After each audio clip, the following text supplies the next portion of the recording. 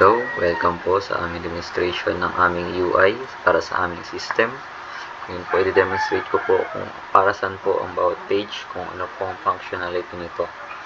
Pag binuksan niyo po ang aming system, mapupunta po kayo sa login page. Pag wala pa po kayong account, pwede po kayong register.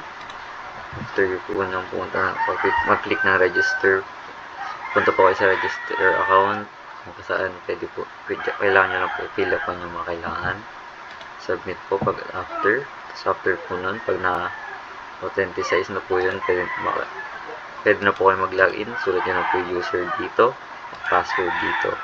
After nyo po mag-login, pupunta po kayo diretso sa track selection po. Dito nyo po makikita lahat ng track na available sa school.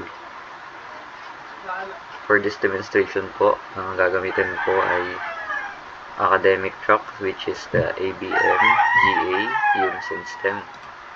After po nung maklik yung button doon, pupunta po kayo sa strands. Makita nyo po yung 4 na strands na nakita nyo po dun sa track selection. ABM, GA, UMS and STEM.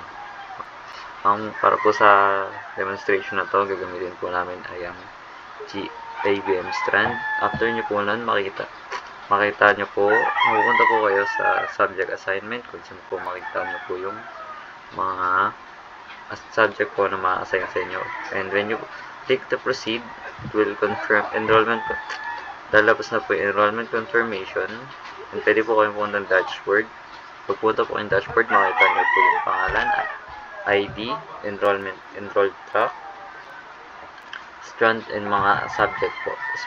After po nun, pwede na po kayo mag-log out.